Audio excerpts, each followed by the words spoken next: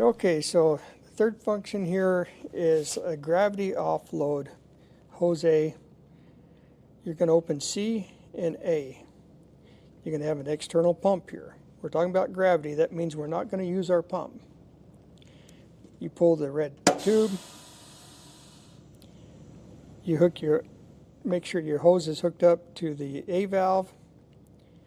We're not going to use the pump on this function, so we'll leave those off.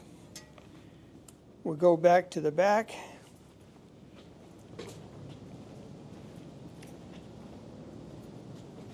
We're going to offload from the bottom of the tank through the C valve, through the suction valve, right into this A valve, into a hose going to a remote source. The remote source has a pump. They're doing the pumping, we're not. We're just opening valves, and they're going to pull all the material off of our tank.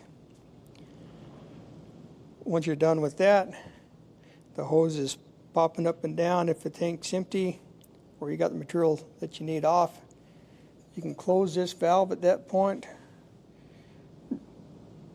Break this carefully to where you start hearing air come through your load hose.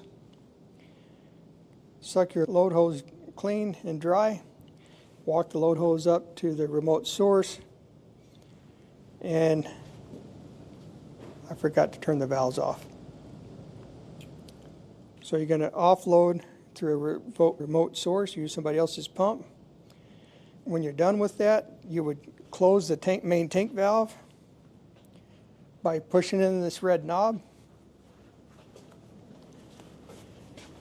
You push in the red knob. That's going to close the C valve. We can go back at that point.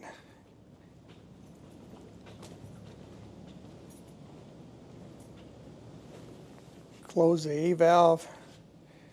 Break the load hose loose, let it suck some air through here. Walk the load hose back to the remote source, and you're done offloading at that point.